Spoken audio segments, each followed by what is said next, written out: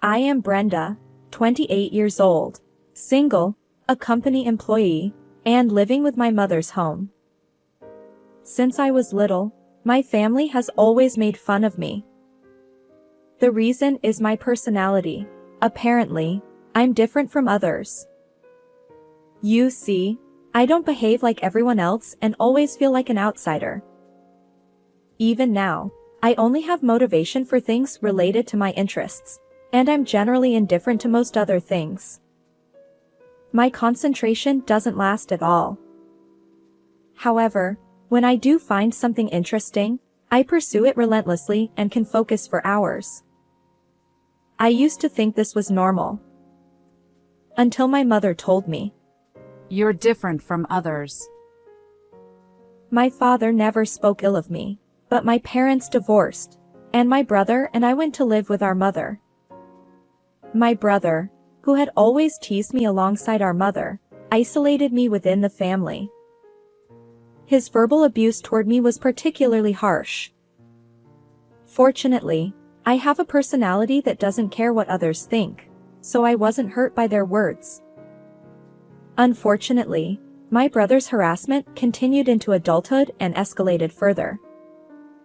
And now, I'm destined to lead a life as an outcast through some very dirty tactics. When I was in school, I couldn't focus on anything that didn't interest me. Naturally, I found classes boring, and I was often scolded by teachers. However, there was one subject I genuinely liked, and I could concentrate on it wholeheartedly. Only my paternal grandparents understood me in that way. While my brother excelled at everything and was well liked by teachers and parents, he didn't stand out in any particular way.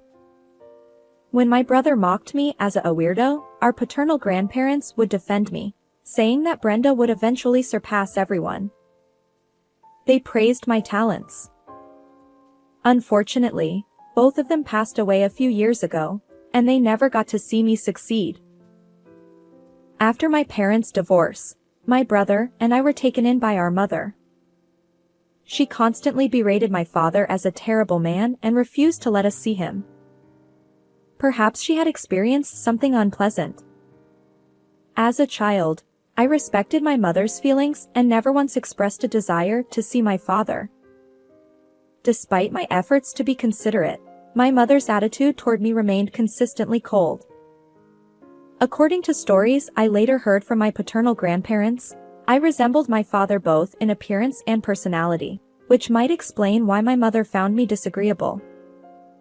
Additionally, since I was doted on by my paternal grandparents, my mother's feelings toward me were likely even less favorable. She favored my brother exclusively, and he eagerly joined her in speaking ill of our father, avoiding our paternal grandparents and relatives. My mother's favoritism toward my brother only grew stronger over time. During the final year of high school, I had a disagreement with my mother about my future path. Our fatherless household struggled financially, and my mother hoped I would find employment after graduating high school. However, I had a strong desire to pursue further studies at university. Neither my mother nor I backed down, but ultimately, my paternal grandmother, who was still alive at the time, covered my tuition fees, allowing me to attend the university of my choice. Although my mother was displeased, she couldn't argue when it came to the financial support. Reluctantly, she sent me off to college. Since then, my mother has become increasingly cold toward me. While I could have moved out and lived independently, I didn't feel the need to leave home. You see, my personality only allows me to focus on things related to my interests, so my mother's cold attitude and snide remarks didn't bother me. Driven solely by my passion for studying what I loved, I've always moved forward with unwavering determination. However, as a child, I still tried to be considerate of my mother. Whenever something displeased her, she would take it out on me. It wasn't pleasant, but growing up without a mother wasn't an option. So, I made an effort to listen to her and follow her instructions. Honestly, it was exhausting. But now, as an adult, things have changed. Leveraging my personality trait of not caring about things that don't interest me, I've learned to navigate my mother's moods without stress. I didn't feel the need to move out and live independently. However, circumstances took an unexpected turn. My brother, who had already moved out and lived on his own, returned home after changing jobs. Suddenly, we were back to living together as a family of 3, just like when we were kids. My mother, who had always doted on my brother, was overjoyed to have him back. Despite my brother continuing to mock me as he did in the past, I remained unfazed. My busy work schedule often took me overseas, so I rarely stayed at home. I thought we could manage well as a trio, even with my brother's dismissive behavior.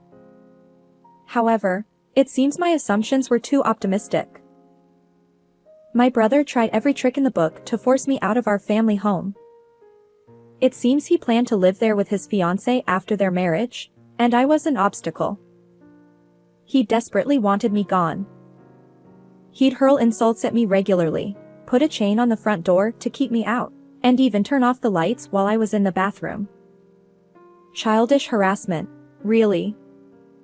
When he brought his fiancée home, he introduced her to our mother but conveniently left me out of the picture. According to my brother, there was no need to introduce me since I'd eventually move out anyway.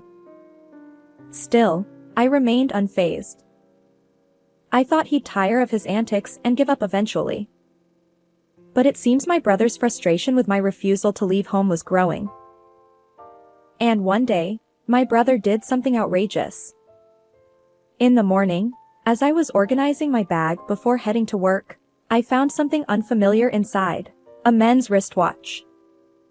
Even though I have no interest in watches, I recognized it. It was a well-known luxury brand. Why would such an item be in my bag? Puzzled, I lifted the watch with my hand, and at that moment, my brother burst into the room with incredible force. He shouted, "That's my watch!" I wondered why my brother's watch was in my bag, but since it was his, I thought I should return it and handed it over to him. Then, my brother pointed at me and yelled, "You thief!" Why would I be a thief? Confused, I stood there, and our mother rushed in upon hearing my brother's shouts. My brother accused me of stealing a watch in front of our mother. She gave me a sharp look and asked if I was truly responsible. Of course, I denied it. As someone uninterested in material possessions, I felt no allure for a branded watch. Besides, the very idea of stealing from someone was inconceivable to me. Both my brother and mother should know this. Yet, my brother persisted, claiming I'd stolen his precious watch. My mother chimed in, saying, This child has always been peculiar. She might be capable of anything. To me, their poorly acted drama was transparent. I needed to leave for work, hoping they'd stop this nonsense. But my brother's excitement didn't wane. He demanded that I pack my things and leave today. My mother continued to glare at me. My brother declared, "We can't harbor a criminal in this house. Get out." Criminal. I repeated the word in my mind. While I usually brushed off insults, this time, I couldn't ignore it. My brother had labeled me a criminal. And the fact that he planted the watch in my bag was evident. He resorted to cunning tactics to cast me as a thief and force me out. Regardless of the world's forgiveness, I wouldn't forgive him. Now, it's time for retribution. Understood. I'm leaving. With those words, I walked out of the house. While I didn't agree with my brother's accusations, I had to go to work for the time being. I decided to think about everything later. After finishing work, I returned home. My brother must have assumed I'd left for good because when he saw me, he wore an exasperated expression. Brenda, why are you back? Weren't you supposed to leave? He exclaimed.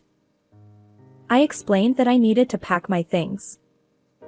He scoffed and said. Hurry up and get it over with. Then he glared at me and stormed out of the room. My belongings weren't extensive, so I was ready to leave within an hour. As I packed in my room, my brother came to check on me. Hey, all moved out yet? He teased. I'm leaving today. I replied, emphasizing that I'd take only my belongings. He chuckled and said, Of course. Don't try to sneak away with my stuff. Having packed my belongings into my bag, I called a taxi. My destination was a budget hotel. As I got into the taxi, my brother muttered, You're a criminal. Don't ever come back home. My mother simply said, Goodbye, Brenda. It was an unexpectedly abrupt farewell. Despite having lived together for so long, I didn't feel lonely. In fact, I felt a sense of relief. No more dealing with troublesome people. But I wonder, what are my mother and brother planning now? In my mind, I pictured them panicking. Well, it's not my concern. Let's forget about them. Lost in thought, the taxi arrived at the hotel, a temporary residence until I found a new place. And as expected, my prediction was accurate. The next day, my brother called me right away. Well, what's going on? I answered. Suddenly, he blurted out. You thief! Once again, he accused me of being a thief. Huh? What are you talking about? I had no idea. The money that was here until yesterday. It's all gone. Did you take the household money? I finally understood. My brother shouted. You're still a criminal. You even stole the household money.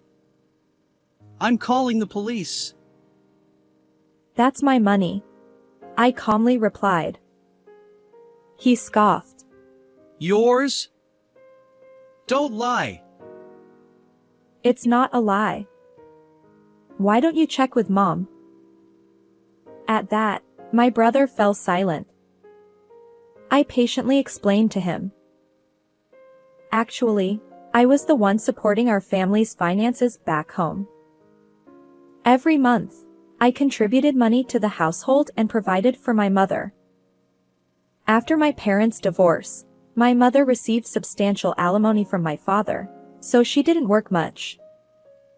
When I graduated from college, the alimony payments stopped, but now she relied on my salary. Occasionally, she'd work part-time, but only for a day or two a week, and she'd quit those jobs quickly. In essence, if I were gone, my mother would face financial hardship. When I left home, I clearly stated that I'd take everything of mine with me. So now, it's up to you. Running the household can be quite challenging since it requires a fair amount of money, you know.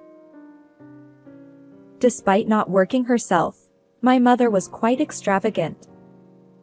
She loved buying new clothes, furniture, and electronics, and dining out or going on trips. I provided her with enough money to satisfy those desires. When funds ran low, she'd become irritable, but with enough money, she'd smile and stop complaining. Upon hearing my explanation, my brother's voice trembled. Hey, just how much is your income? He asked. When I roughly told him my annual salary, he shouted. That's impossible. How can someone as odd as you earn that much? I replied. It's precisely because I'm different that I can earn this much. My job involves simultaneous interpretation for a multinational company engaged in global trade. I'm valued as a multilingual interpreter. Back in my student days, despite my brother mocking me, I was passionate about studying foreign languages. While other subjects held no interest for me, language learning was an enjoyable pursuit. My mother and brother dismissed it, claiming it wouldn't be useful. They believed I should focus on other studies instead of wasting time on foreign words. But my paternal grandparents understood and encouraged me. They assured me that I would achieve great things. Driven by their expectations, I expanded my language skills beyond Spanish to include French, German, Chinese, and more. Now I can speak 10 languages. There aren't many people who can speak so many languages, which naturally led to a higher income. I explained. My brother, with a tearful voice, responded, Seriously? I can't earn that much. My brother returned home claiming it was due to a job change. The reason he left his previous company was low pay. He couldn't stand being left behind while everyone else received raises. However, switching jobs didn't increase his salary. Although my brother was once praised as a good kid during childhood, as an adult, he struggled. Ordinary and unremarkable, he went unnoticed by everyone. Instead of taking action, he blamed others and complained incessantly. It's a lonely existence. I told my brother, why don't you try putting effort into something? In a desperate voice, he shouted, It's impossible now. Please, Brenda, come back home. I can't support the family alone. But I refused, saying, no way. I won't live with someone who treats me like a criminal. And with that, I hung up the phone. Afterward, it seems my mother and brother had a major argument. My mother had assumed that my brother earned a similar income to mine, so she didn't seem concerned when I moved out. However, my brother's salary was less than a third of mine.